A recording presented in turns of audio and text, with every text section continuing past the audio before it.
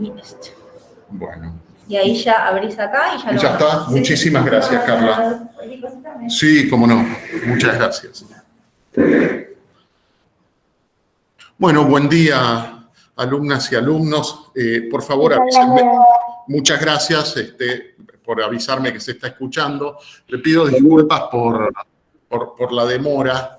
En realidad estoy en el hospital y entre que la computadora no es muy buena y a veces la señal tampoco lo es, me demoré un poquito. Pero bueno, les agradezco mucho la presencia en el día de hoy y vamos a ver un cuadro que en realidad, miren, nosotros lo vemos en psicosemiología porque en general en clínica no se ve, o bueno, quizá lo puedan ver en toxicología, pero la realidad es un cuadro que es de pertenencia clínica, quirúrgica, menos que psiquiátrica, más allá de que lo describimos los psiquiatras desde el punto de vista psicosemiológico, pero es un cuadro que aquellos que van a trabajar en salas, con personas mayores, van a tener mucha frecuencia y si me permiten adelantarse, algunos me recordará cuando esté el año que viene o el siguiente o muy pronto haciendo la residencia, cuando no pueda dormir una noche con un paciente excitado, recordará, quizás había un tipo ahí que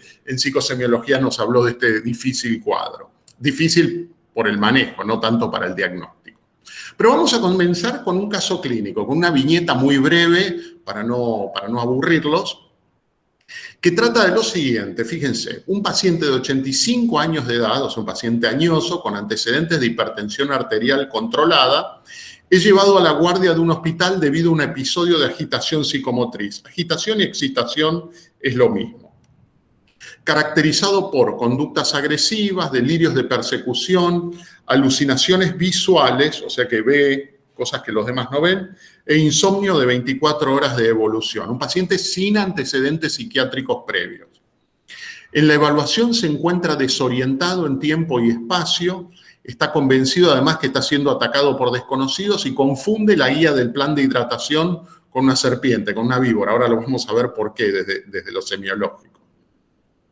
Debido a este cuadro, el interno de guardia lo evalúa clínicamente, solicita exámenes complementarios de sangre y orina y llama al psiquiatra, ¿no? Y ahí viene el error, ¿no? El psiquiatra decide indicar difenidramina 25 miligramos intramuscular y clomipramina 25 miligramos intramuscular también. O sea, es como lo que antes se llamaba el cóctel.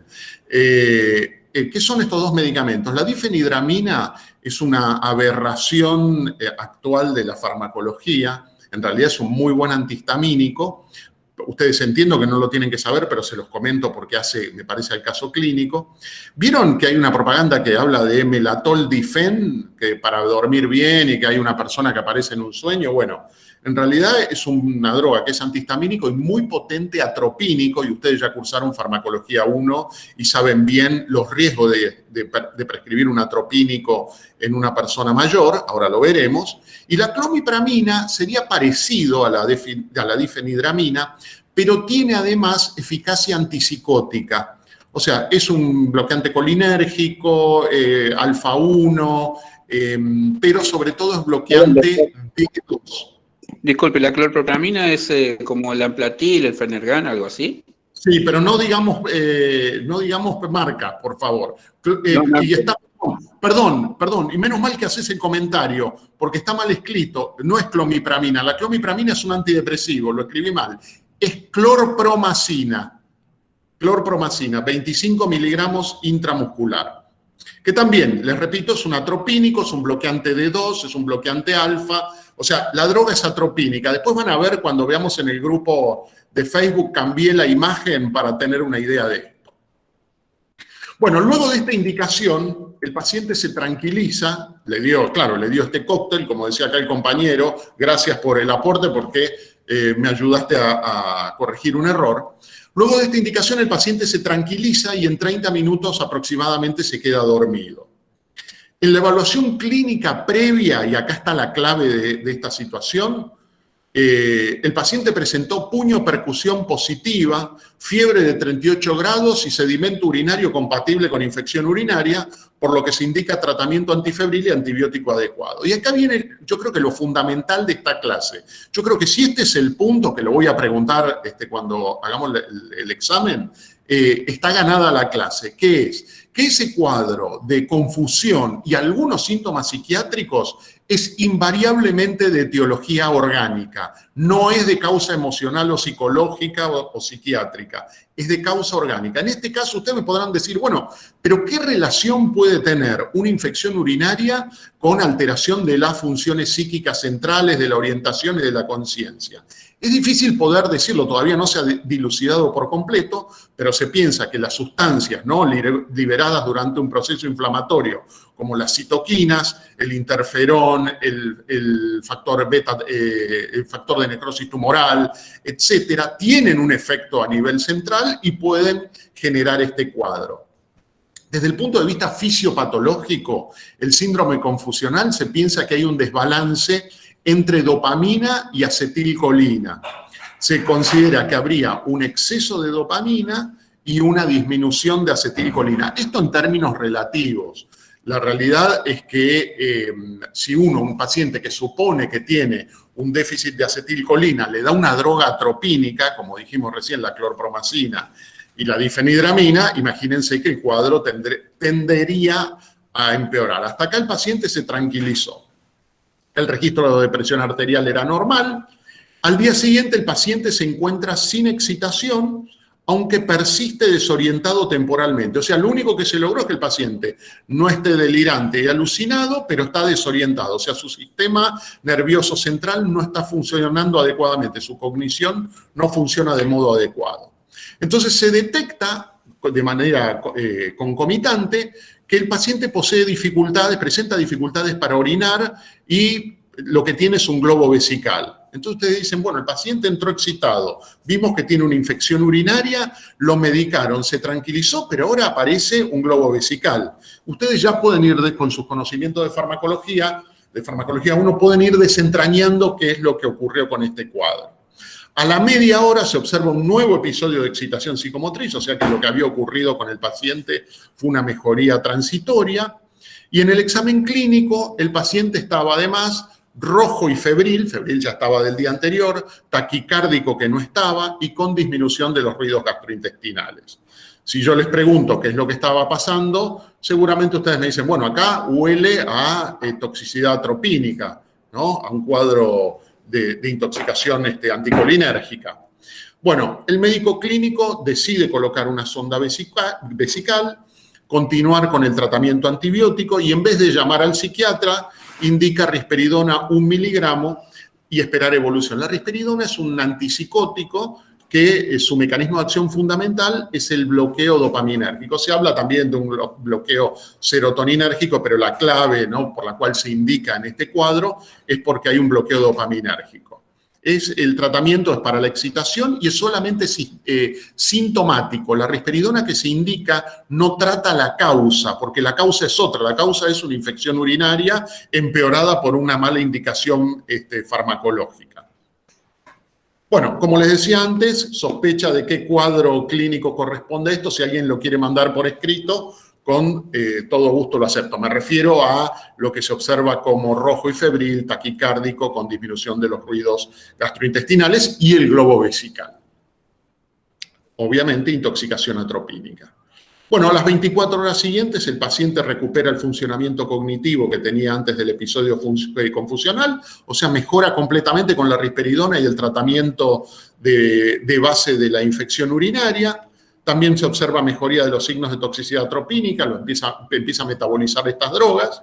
Se continúa con risperidona por 24 horas más y se decide suspenderla, dada la buena evolución del cuadro confusional y el control de la infección urinaria. O sea, fíjense el cuadro. Obviamente que esto está presentado con fines pedagógicos. A veces la clínica es un poco más confusa y menos clara, pero observen que un paciente que era sano, infección urinaria, episodio confusional con síntomas delirantes y alucinatorios, se le agrega medicación que empeora el cuadro, se trata el cuadro de base, la infección urinaria, y sintomáticamente la excitación y el paciente debe volver, o generalmente vuelve, a su funcionamiento previo.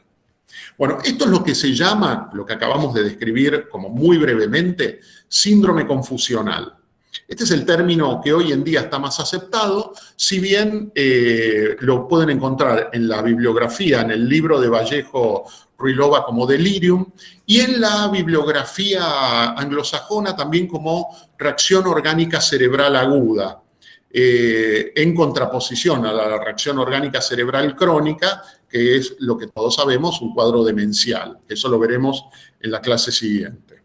Bueno, ¿y cómo se define un síndrome confusional, ¿no? Como les decía el otro día, es difícil la definición de estos cuadros, a pesar de que clínicamente sea fácil o no tan difícil de identificar. La clave fundamental es que el paciente tiene una alteración en el sensorio, se altera la conciencia, se pierde la lucidez. No sé si recuerdan en la primera clase cuando hablamos de funciones psíquicas, que una de ellas era la conciencia. Bueno, acá hay un cuadro orgánico por una alteración en el metabolismo cerebral, por el cual se altera la conciencia y el paciente ya no está lúcido. Esto implica que es incapaz de pensar con su habitual claridad y coherencia, o sea, el paciente está incoherente. Y les repito lo que les decía antes, cuando uno identifica este cuadro, no es necesario llamar al psiquiatra. Si uno es clínico y observa este cuadro, empiecen a buscar cuál es la causa clínica que lo generó. Ese es el punto fundamental y clave de este cuadro. Al psiquiatra lo pueden llamar en estos casos para que los ayude con una cuestión farmacológica. En el ejemplo que pusimos nosotros, en vez de ayudar, empeoró el cuadro.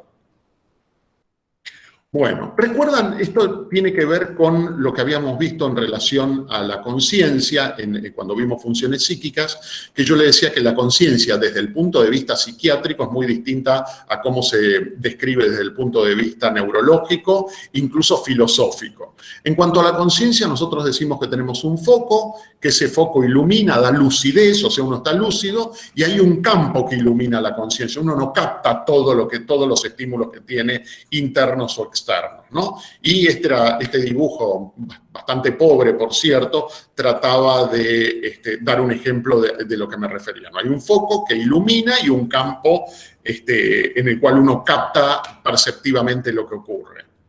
Cuando hay un cuadro confusional, por la etiología que fuera, se altera el foco, se pierde la lucidez y por ende también se estrecha el campo. ¿Cuál es la clínica de este cuadro? Pues yo recién dije una cantidad de signos y síntomas variados. Si bien la etiología del cuadro es muy diversa y le puedo asegurar casi toda sustancia noxa que accede al sistema nervioso central en determinadas circunstancias puede producirlo. O sea que la etiología es muy variada, sin embargo, la parte clínica es más o menos constante.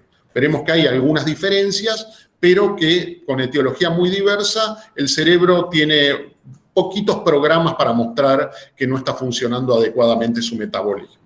La clave de la clínica, les repito entonces, es la alteración en la conciencia. El paciente pierde su lucidez. Y les repito lo mismo, de invariable causa orgánica. Perdón que sea repetitivo con esto, pero es la clave fundamental. Pero si bien la alteración de la conciencia es la clave, tengan en cuenta que la conciencia tiene fluctuaciones, que no es permanente la alteración de la lucidez. Entonces, ¿qué ocurre? Como la lucidez se pierde generalmente de noche, estos pacientes en general tienden a manifestar la sintomatología de modo más intensa y más clara por la noche. Lo que ocurre es que el médico de guardia de noche no pegó un ojo, estuvo tratando de que el paciente no se excite, que no se caiga de la cama, que no se golpee, y al otro día, a la mañana, cuando pasa el parte y comenta todo lo que ocurrió, van a evaluar el paciente y el paciente está lúcido o tranquilo, ¿no? Esto puede ocurrir y lleva a discusiones. Lo importante entonces, considerar que la conciencia es fluctuante y lo que ocurre en unos minutos puede no estar presente en lo siguiente. Ese es otro de los puntos a tener en consideración. Y acá vamos a la etiología. Les repito, la etiología es interminable. Yo creo que la clave, ¿no?, de la etiología es, una vez que uno encuentra el cuadro, ir a buscar qué es lo que está pasando con el paciente. O sea, hay listados, yo acá les voy a mostrar, los norteamericanos sobre todo les gustan mucho las reglas mnemotécnicas y tienen varias en relación a la etiología. Yo les voy a mostrar esta, pero en realidad hay otras. No hay en castellano, lamentablemente. Quien la realice, si alguno de ustedes la realice, le daremos publicidad y la utilizaremos, pero hasta el momento no hay. Pero hay una regla mnemotécnica que dice la palabra deliriums, ¿no? Con S final, en realidad es sin S, pero para recordar. Si bien está en inglés, puede ser una ayuda cuando uno tiene que pensar uno de estos cuadros, ¿no? La D implica drogas. La E se refiere a déficits sensoriales, en ojos, en oídos y cualquier otro déficit. Acá es un error en cuanto a la etiología, porque los déficits sensoriales son factores de riesgo para que aparezca el cuadro confusional, pero no son desencadenantes en sí mismos. O sea, se sabe que una persona que tiene sordera o tiene disminución de agudeza visual, por la noche, si uno apaga la luz y tiene algún otro factor de riesgo, supongamos una infección urinaria y es una persona mayor, actúa como un factor predisponente. La L se refiere a bajos estados de oxígeno, ¿no? Por ejemplo, a un IAM, IAM me refiero a un infarto agudo de miocardio, a una ACV, a un tromboembolismo pulmonar, una hemorragia, o sea, todo lo que provoque hipoxemia puede estar vinculado a la aparición de este cuadro. Esto es muy frecuente. También puede ocurrir en la hiperinfecciones, como el cuadro que yo les mostraba anteriormente. En este caso una infección urinaria, pero cualquier tipo de infección que esté presente en el organismo, salvo que sea una cutánea, ¿no? Leve, no lo produciría. Pero en personas mayores la infección puede provocar un cuadro confusional. La R de retención urinario-fecal, en realidad hay una causa que genera la retención urinario-fecal. Por ejemplo, nosotros mostrábamos la intoxicación atropínica en un paciente que le habían dado difenhidramina y clorpromacina. La I de ictus, bueno, ya habíamos dicho el ACV. La inmovilización también actúa como un factor de riesgo. Esos pacientes que uno... Es contradictorio, hasta paradójico, porque si el paciente está excitado, se lo tiende a contener para que no se caiga de la cama, pero esa inmovilización favorece una mayor excitación y mayor confusión. La U de deshidratación y desnutrición, underhydration y undernutrition, o sea, deshidratación y desnutrición pueden ser una causa del cuadro confusional. La M de alteraciones metabólicas, por ejemplo, de la diabetes, o las alteraciones hidroelectrolíticas como la hiponatremia, la hipercalemia, la hipocalemia también, son favorecedoras de este tipo de cuadro. Uno debe buscar, cuando tiene un cuadro de estas características, este tipo de alteraciones. Y la S, finalmente, la presencia de un hematoma subdural, ya sea agudo o crónico, puede ser la causa de este cuadro. El listado es mucho más amplio. Por ejemplo, acá, cuando en la D que habla de drogas, también uno puede, el envenenamiento puede ocurrir, no solamente drogas, fármacos, envenenamientos, drogas ilícitas, también en personas jóvenes. Cuando uno ve una persona joven en un estado confusional, tiene que pensar, lo primero que debe pensar en drogas ilícitas, en intoxicación, y también en daño cerebral, por ejemplo, un hematoma subdural o una ACV en personas jóvenes. Uno lo primero que piensa es en el consumo de drogas ilícitas, particularmente las drogas estimulantes. Bueno, ¿qué tipo de presentación y subtipos clínicos hay de este cuadro? Hay una instalación aguda, generalmente el cuadro puede aparecer en cuestión de minutos u horas, y tiene básicamente 3 formas clínicas que ustedes pueden ver. Una es la forma hiperactiva, que es la que describimos al principio, con excitación psicomotriz, con agresividad, con inquietud. La otra forma es el otro polo, que es el hipoactivo, o sea que el paciente está confuso, está su sensorio alterado, pero no tiene ni delirios, ni alucinaciones, ni está excitado. Generalmente este tipo de cuadros, si uno tiene una sala muy grande, suelen pasar desapercibidos, y es un problema esto. ¿Por qué? Porque, como les decía recién, el cuadro confusional es una alarma de que hay un cuadro clínico que está descompensado. Si el paciente no llama la atención, no grita, no se mueve, y uno no lo ha evaluado de manera proactiva, puede estar perdiéndose la posibilidad de detectar un cuadro clínico. Y después hay otra forma que se cree que es la más frecuente, que es la mixta, que es el paciente que alterna episodios de hiperactividad con episodios de hipoactividad, que es el cuadro que yo les mostré en un inicio, ¿no? Que después de la aplicación de las drogas atropínicas, el paciente al otro día estaba tranquilo, pero seguía confuso. O sea, la confusión y tenía alterado el sensorio. Está indicando que el metabolismo cerebral todavía no funciona bien, aunque no esté excitado. Lo que pasa es que el paciente excitado en una sala nos llama rápidamente la atención y hace que tengamos que intervenir. Bien, pasamos a la clínica. Bueno, como todo cuadro, uno puede observar algún tipo de síntoma prodrómico, o sea, que se anticipa o precoz, que dé una idea de que el cuadro pueda llegar a instalarse. Hay que tener muy buen ojo clínico para esto, pero esto, sobre todo, uno lo detecta en personas que anteriormente a la internación tenían un sensorio lúcido, eran personas que funcionaban sin mayor problema. Entonces, un episodio de apatía, ¿no? De apatía, de desinterés en una persona que antes no lo tenía estando internada puede ser el fenómeno prodrómico, que empiece a enlentecerse cognitivamente, y esto, por ejemplo, se ve cuando uno le hace una pregunta a la persona y si bien la persona contesta de manera adecuada, lo hace de manera muy lenta, mucho más lenta que anteriormente. O la tendencia a perderse durante la conversación, que el paciente comience, ¿no? la conversación de manera adecuada y a medida que progresa se va perdiendo paulatinamente, disminución en el alerta. Hay como un estado de perplejidad en el paciente no entiende, es como si no entendiera bien lo que está ocurriendo. Uno ve como una mirada de perplejidad, de desorientación, como que quisiendo entender o integrar lo que viene de afuera es lo que procede de dentro y como si no pudiera integrarlo de manera completa.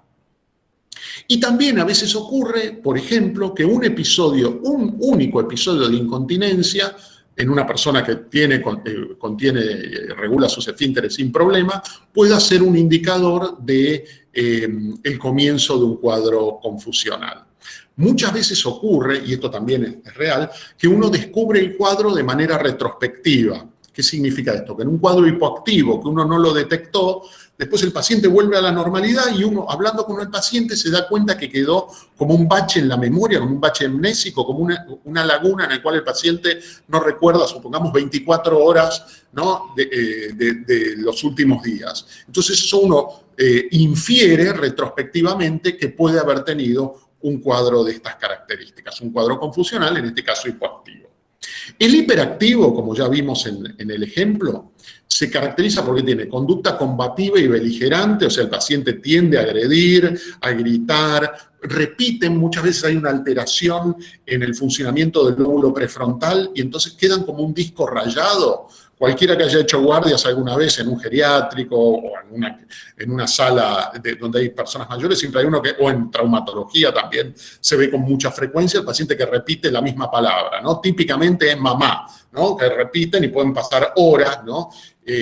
Cualquier traumatólogo clínico que ha trabajado en una sala puede decir que esto es muy molesto, el paciente está muy excitado, despierta al resto de los pacientes si es una sala general, no tiene una buena respuesta farmacológica a veces, o sea, es una cuestión complicada. El paciente en un síndrome confusional hiperactivo implica también riesgo para sí y para terceros. Puede agredir y puede él, quizá no con intención de agredirse, pero en el estado, imagínense una persona mayor, medicada, con una patología clínica, confusa, que se baja de la cama, se puede caer y si está en clínica puede ser el paso directo a ortopedia y traumatología con una fractura de cadera. El cuadro hiperactivo también se manifiesta como con una sensación de ansiedad y mucho desasosiego. Y recuerden que la conducta del paciente está mediada fundamentalmente por el miedo. El paciente, y ahí la personalidad sí tiene que ver, ¿no? Las personalidades, ¿no? Que han sido más agresivas tienden a actuar el miedo con agresividad, otros solo con miedo y se inhiben, pero está guiada por delirios y alucinaciones. Y lo importante de esto, que lo veremos en la semiología, es que los delirios generalmente son que le quieren hacer daño, son delirios muy pobremente sistematizados, o sea, dicen que le quieren hacer daño, pero no logran explicar quién, ni por qué, ni cuándo. Uno tiene que estar ahí como averiguando qué es lo que pasa. Eso se llama un delirio de muy baja sistematización. Y también desde lo clínico es muy importante que las alucinaciones mayormente son visuales. ¿no? En los cuadros psiquiátricos puros, como veremos más adelante, la esquizofrenia o, por ejemplo, en el cuadro psicótico de un trastorno bipolar, las alucinaciones son mayormente auditivas o pseudoalucinaciones, que ya veremos qué son. Después tenemos otro tipo de manifestación clínica, que es el delirium hipoactivo. El hipoactivo, como decíamos recién, se caracteriza por baja actividad y reactividad al entorno externo e interno, y uno observa que a medida que empeora el estado de conciencia del paciente, disminuye la actividad espontánea. O sea, el paciente cada vez tiene menor actividad. Si uno estimula al paciente, el paciente tiene apatía. ¿No? El paciente está apático. ¿Qué significa apático? Que está indiferente, que no importa el estímulo que uno le brinda al paciente, el paciente no reacciona al mismo. Y también un punto importante, el paciente puede contestar, y esto es bastante típico del delirium hipoactivo, es que además de que se enlentece el lenguaje, contesta con monosílabos y siempre el mismo tipo de respuestas. Son con respuestas estereotipadas. No importa el estímulo que uno le brinda al paciente, el paciente va a responder prácticamente siempre lo mismo. Que eso a veces es confuso. Si uno le dedica poco tiempo al paciente, uno le hace una pregunta y por casualidad el paciente contestó bien, entonces uno considera que no hay un cuadro confusional. Y si uno le hace una pregunta más compleja, la ignora, como si no le prestara atención a la pregunta que se realizó. Nosotros recién hablamos que la clínica es más o menos la misma, a pesar de una etiología muy variada. Uno tiene que tener en cuenta que puede haber reglas generales. Y he hablado con especialistas que avalan esto de las reglas generales. Una de ellas es que cuando el paciente tiene delirium tremens es un síndrome confusional producido por abstinencia alcohólica, ¿no? Yo les voy a mandar un caso clínico. Tremens no es de tremendo, sino de temblor, ¿no? El paciente está confuso y con temblor y tiene muchísimo miedo.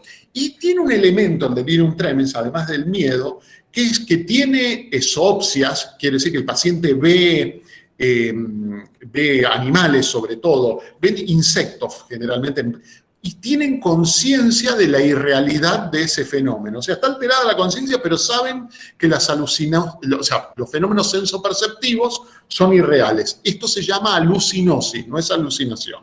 Pero bueno, el delirium tremens se caracteriza por el miedo.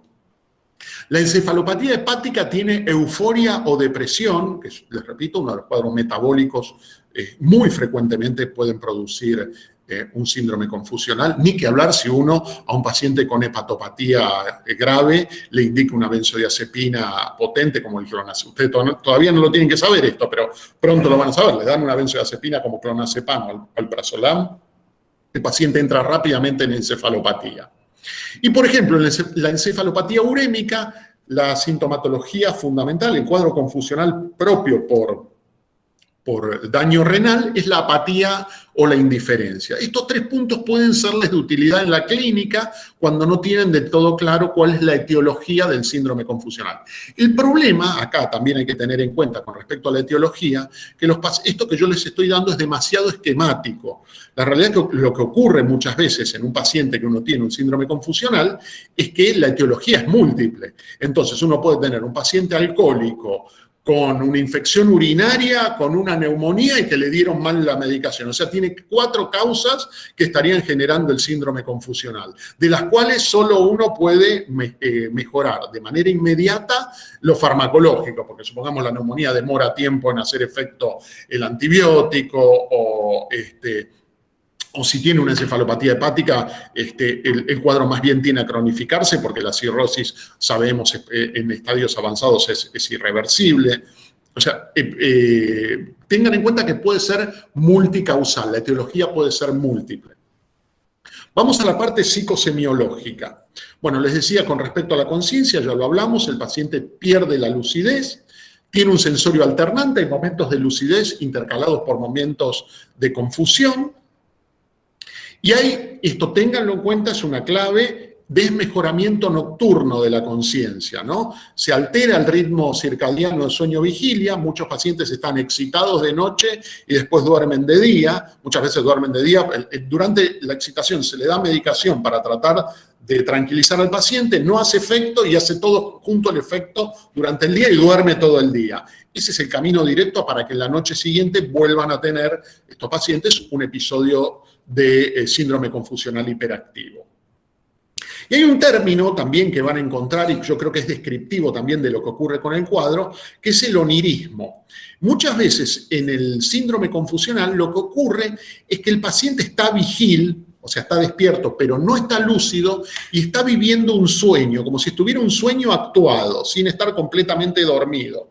O sea, los estímulos externos de terror, es como si estuviera viviendo una pesadilla el paciente, a pesar de estar vigil, de estar despierto. No puede distinguir lo que es el mundo interno, lo que él está pensando y las fantasías que tiene, de lo que está ocurriendo afuera. Eso se llama onirismo. Después, con respecto a la atención, la semiología se fatiga muy rápidamente, se dice que hay una labilidad atencional o atentiva, y también esto se puede llamar, más que una alteración o sea, lo que se altera es la atención voluntaria y espontánea, también se fatiga muy rápidamente, se puede decir hipoprosexia, ese es el término técnico. La orientación, bueno, invariablemente el paciente está desorientado. Tengan en cuenta que la desorientación también da una pauta de la gravedad del cuadro. La desorientación primero es en tiempo, ¿no? El paciente primero, uno puede establecer un diálogo con el paciente lo reconoce a uno, reconoce al acompañante, pero primero, en los primeros estadios está perdido temporalmente, entonces no sabe qué día es, cuándo llegó, qué hora es, pero el resto funciona. A medida que progresa el cuadro, el paciente se desorienta en el espacio y por último se desorienta en la persona, ya no sabe ni quién es, ¿no? Esta sería como la secuencia de alteración del cuadro, ¿no? Y también, esto se ve sobre todo cuando el paciente se recupera, ahí el paciente pierde la percepción del paso del tiempo, ¿no? No sabe si pasaron 15 minutos, 2 horas, 3 días, esto como parte del fenómeno de la orientación. Con respecto al pensamiento, el curso se dice que es incoherente. El paciente no puede hilar adecuadamente y mezcla ideas, ¿no? Tiene dificultad para focalizar y formular estas ideas y, como les decía anteriormente, como no logra tener una adecuada percepción del paso del tiempo, tiene dificultad para integrar pasado y presente. Si me permiten una pequeña digresión, vieron que nosotros nos creemos una especie, los seres humanos, todos, ¿no? Como que somos los reyes de la creación y que estamos por encima del resto. Sabemos que para hacer daño en eso somos únicos, pero cuesta mucho encontrar una función que sea propia y exclusivamente del ser humano y que no se observe en otro animal, aunque sea de manera rudimentaria. Y se cree que la conciencia del tiempo, del paso del tiempo, se cree que es una de los fenómenos, de las cualidades que tiene cognitivas el ser humano que carecen el resto de las especies, ¿no? Nosotros tenemos conciencia del paso del tiempo y de nuestra finitud, ¿no? Dicen que los animales no y que de esa manera son inmortales al no tener conciencia de tiempo y de finitud. Pero bueno, más allá de eso, el síndrome confusional estaría actuando sobre una de las funciones primordiales o fundamentales del ser humano, que es la conciencia del paso del tiempo. Con respecto al contenido, dejo la metafísica por un momento, además que la domino muy poco. El contenido del paciente puede tener delirios, fundamentalmente siempre son persecutorios, que alguien le quiere hacer daño. Recuerden, el delirio se dice pobremente sistematizado porque el paciente no logra explicar bien qué es lo que le está ocurriendo, al revés de lo que puede ocurrir en un trastorno delirante crónico, que pueden dar detalles ínfimos del sistema que lo está persiguiendo. Acá no, lo persiguen, se comporta de manera muy excitada, con miedo, con agresividad, pero tiene baja sistematización. Puede ser celotípico también, esto se ha visto con muy poca frecuencia, pero se ve. Celotípico quiere decir en relación a celos, es un delirio más bien amoroso que la persona que por ejemplo, si la acompañante es la esposa o el esposo, es decir, que los engañan y entonces ocurren este tipo de cosas. Y con mucha menos frecuencia, megalómano. Un delirio megalómano implica cuando la persona se da mucha importancia. Esto es muy poco frecuente en un cuadro confusional, pero debo decírselo porque se ha visto. Acá mal colocado, pero el contenido es concreto y literal. ¿Qué quiere decir eso? Lo mismo que le decía con respecto al delirio, que el pensamiento está empobrecido, no es un pensamiento ni muy imaginativo, ni muy rico, ni que sea muy explicativo. Bien, ¿qué pasa con la memoria? La memoria está completamente afectada en un cuadro confusional, porque en el momento en que el paciente tiene el cuadro confusional se afecta el registro, o sea, el almacenamiento, la retención y la evocación de los recuerdos. Entonces, a posteriori, generalmente queda lo que se llama una laguna amnésica. El paciente no recuerda qué es lo que ocurrió. Hay incapacidad para el aprendizaje. El paciente no puede aprender nada bajo un cuadro confusional y dicen que tampoco puede escribir de manera acorde, que eso es un elemento útil para el diagnóstico, si bien hay escalas también para el diagnóstico. Pero imagínense un paciente excitado, ¿no? En pleno delirio onírico, que piensa que lo quieren matar, darle una viroma y decir que escriba el nombre es un poco difícil. Alteraciones sensoperceptivas, esto es importante, ténganlo en cuenta. Lo fundamental son las ilusiones. Las ilusiones no es lo mismo que alucinaciones. La ilusión es la percepción deformada de un objeto que existe. El paciente ve una mancha de humedad en la pared y dice que eso es un animal que lo quiere atacar. La guía de suero es una víbora. Ve el objeto y lo deforma. Distinto de las alucinaciones, que no hay objeto, ¿no? La persona dice hay una persona ahí cuando en realidad no hay nadie, o hay un animal y no hay nadie. Eso, tengan en cuenta, las ilusiones y las alucinaciones son bastante características de este cuadro, sobre todo las ilusiones, les diré características, mientras que las alucinaciones, sobre todo las visuales, serían las más frecuentemente observadas en este cuadro. ¿Qué pasa con la afectividad? Yo les decía recién que el paciente está, sobre todo en el cuadro hipoactivo, está guiado por la ansiedad y por el miedo. Y en el hipoactivo por la apatía o indiferencia, ¿no? En el comienzo, sobre todo, de un cuadro hiperactivo, uno va a ver ansiedad e irritabilidad, y en el cuadro hipoactivo, apatía, indiferencia, o en otros casos, depresión, tristeza, malestar.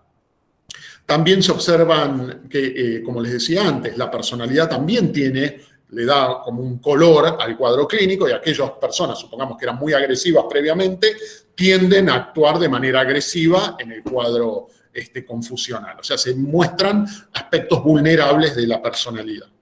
En el periodo de estado, ¿no? Generalmente hipoactivo, el paciente tiene la afectividad aplanada. En el hipoactivo, miedo en el hiperactivo, el miedo y la irritabilidad son como dos caras de la misma moneda. Pueden ser muy hostiles los pacientes, a veces pueden poner en riesgo al personal, hay que tener cuidado con esto, no acercarse demasiado. Ha habido acá casos de sobra de personal que ha sido agredido por pacientes con este cuadro. Ahora bien, ¿cómo evoluciona este cuadro? Cuando yo lo estudié, me acuerdo por primera vez, hace muchos años, nos decían con error que el cuadro restituía ad íntegro. Ustedes van a decir, ¿cómo con error si el cuadro que nos presentó al principio el paciente mejoraba por completo? Bueno, eso es cierto en algunos cuadros, dependiendo de la etiología. Hay pacientes, por ejemplo, cuando la etiología es vascular, por un accidente cerebrovascular, el paciente generalmente no mejora. O, por ejemplo, por una anemia que uno no puede mejorar por medio de transfusiones o por tratamiento médico, ¿no? La hipoxemia continúa y el cuadro a veces no restituye. Y lo que es peor, hay un vínculo entre lo que es un cuadro agudo, como el cuadro confusional, y la demencia. Y esto ténganlo en cuenta porque esto yo creo que es fundamental desde lo clínico. Les va a pasar en muy poco tiempo que un paciente, vamos a suponer el cuadro del paciente que presentamos, un paciente sano, sin mayores complicaciones, hace un cuadro confusional, se interna, se complica la internación, está 25 días y del cuadro confusional pasa a tener un cuadro demencial. El cuadro demencial, como veremos en la clase siguiente, es un cuadro cognitivo en el cual el paciente no pierde la lucidez, generalmente, del campo de la conciencia, hay alguna excepción, pero que la veremos, pero el paciente queda cognitivamente muy afectado. Entonces los familiares le van a decir, escúchenme, el paciente vino acá, hasta el día anterior de entrar acá estaba lúcido y con ustedes se va directamente tiene que ir a un instituto de rehabilitación cognitiva o a una internación crónica. Y esto ocurre independientemente de lo que nosotros hagamos. No es iatrogenia esto, pero sí puede traer problemas y cuestionamientos por parte de los familiares. Pregúntenle a cualquiera de los clínicos que ustedes tienen como tutores si esto no ha ocurrido en alguna internación y les va a decir que sí, que el paciente estaba sano, cuadro confusional, se complica la internación y se va con una demencia. Bien, tengan en cuenta que este no es un cuadro menor que tiene una mortalidad de hasta el 75%, esto es al año, o sea, independientemente de la causa, esto yo le pongo hasta el 75% como máximo, pero lo que se decía habitualmente que independientemente de la etiología del cuadro, el 50% de los pacientes que tuvieron un cuadro confusional al año están muertos, independientemente de la etiología. No es lo mismo ver un cuadro confusional en terapia intensiva porque implica otra patología clínica que verlo supongamos, en un geriátrico o en una sala común de clínica médica. Pero tengan en cuenta que es un cuadro que tiene una alta tasa de mortalidad. ¿Cuáles son los factores de riesgo? Y la vamos finalizando, queda poco. Bueno, fundamentalmente la edad, esto se ve en mayores de 65 años. También dicen que en pediatría puede observarse en niños muy pequeños. Yo no hago pediatría, no podría decirlo de manera detallada, pero sí les puedo asegurar que un factor de riesgo es la edad. Y en las personas jóvenes uno piensa en intoxicación farmacológica o por drogas o por un cuadro neurológico. Antecedentes de demencia o antecedentes de daño cerebral actúan como un factor de riesgo para este cuadro. La polifarmacia, que esto depende de la definición. La polifarmacia es 5 o más drogas. Nosotros acá hicimos en La Guardia un estudio de prevalencia de uso de fármacos en personas mayores a 65 años y creo que era más del 70% tenía polifarmacia, que es 5 o más. Pero llegamos a ver pacientes con 16 fármacos distintos, ¿no? Que incluso con la posibilidad de interacciones graves, o sea, hay que ser muy cauteloso y esto actúa como un factor de riesgo para la aparición de un síndrome confusional.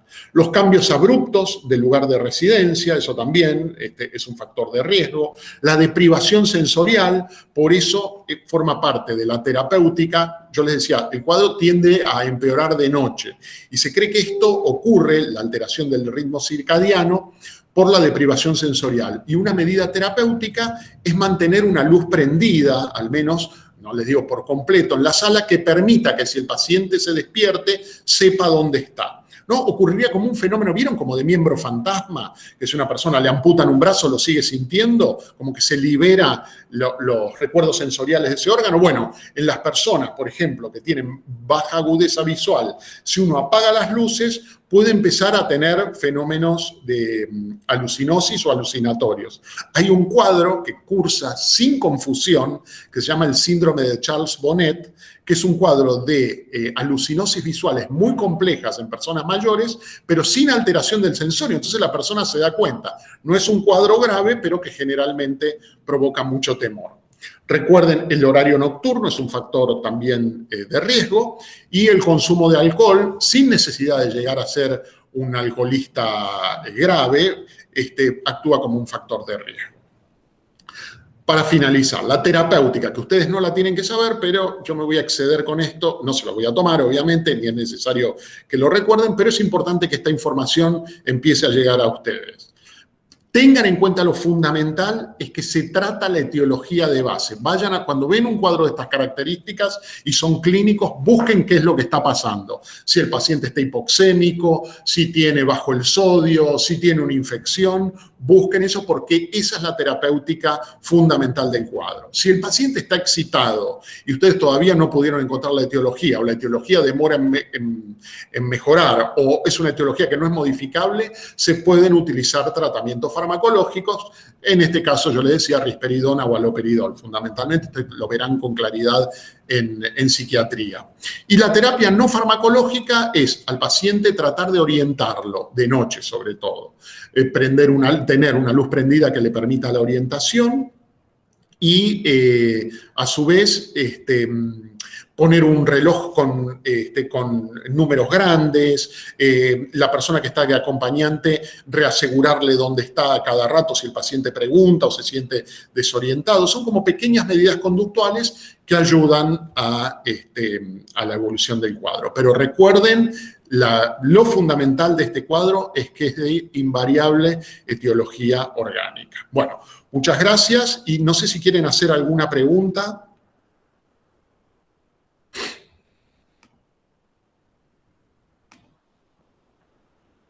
¿En esta situación psicomotriz es necesario contener al paciente físicamente, doctor? Y en lo ideal, no. Obviamente uno prefiere no contenerlo, pero hay que tener en cuenta que siempre hay que evitar el daño, o sea, el costo-beneficio. Si esto implica que el paciente se va a tirar de la cama o que puede agredir a otros en la sala, por eso, yo entiendo, su pregunta es excelente pero lamentablemente no tiene una respuesta precisa. Hay veces que sí, hay que intentar, bajo las medidas que uno puede, evitarlo. Lo ideal es que haya familiares que puedan estar al lado del paciente, pero a veces el cuadro es de tal intensidad que uno tiene que intervenir farmacológicamente y en ocasiones incluso contenerlo el menor tiempo posible, sin ningún lugar a duda.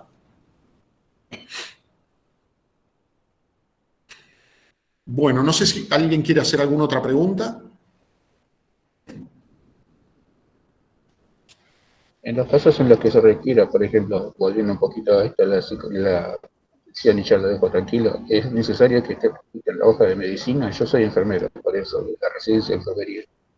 Sí, perfecto. No entendí bien no escuché bien la pregunta porque se distorsionó un poco. Disculpe, ¿me escucha? Sí, ahí lo escucho.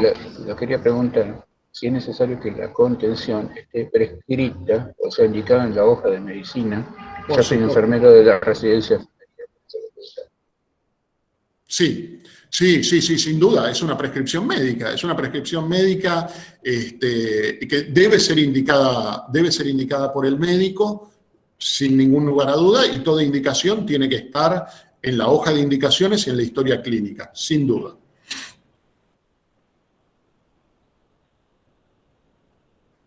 Bien, no sé si alguien más quiere hacer alguna otra pregunta. Yo, doctor, buenos días. Buenos días. Con respecto para hacer un diagnóstico, también soy enfermera, para hacer una diferencia, ¿no? Podríamos decir que previamente el paciente no tiene alteraciones psiquiátricas como para poder llegar a decir que es signo de algo de todo esto que estamos hablando, digamos, entra previamente sano, sin alteraciones de conciencia, sin nada, y empieza con estos signos y síntomas, podríamos decir que es esto, ¿no? Bueno, ¿Es así? es muy buena su pregunta, porque la realidad es que un paciente con antecedentes psiquiátricos también puede tener este cuadro. Lo que pasa es que la ausencia de los antecedentes psiquiátricos nos orienta al diagnóstico rápidamente. Pero igualmente, si uno aprende a evaluar el sensorio del paciente, no importa que el paciente haya tenido o no antecedentes psiquiátricos, uno puede diagnosticar el cuadro de la misma manera. Entiendo, acá decían nuestro compañero que es residente de enfermería, el enfermero conoce este cuadro muchísimo mejor que el médico porque convive de manera permanente y sabe que independientemente, se puede identificar clínicamente independientemente de los antecedentes del paciente. Ok. Bueno, perfecto, gracias. Gracias. ¿Alguien más quiere hacer alguna pregunta?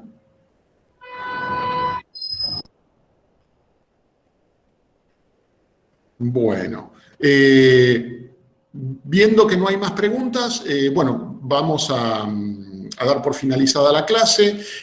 Antes que se retiren, voy a subir al grupo de Facebook un trabajo práctico que deberá ser breve, pero que deberá ser enviado a mi email, que yo les voy a poner en Facebook. Así que bueno, muchas gracias a todos y les mando un fuerte abrazo. Estén muy bien. ¿Los otros dos trabajos hay que entregarlos, doctor, también? No. ¿Cómo, perdón? Había otros 2 trabajos anteriores. No, este sería el primero. Buenísimo, gracias. Muy bien. Les mando un cordial saludo en épocas difíciles. Cualquier cosa, estoy a disposición. Muchas gracias. Muchísimas gracias, profesor. Gracias, doctor. Chao, Gracias. hasta luego. Gracias. Gracias.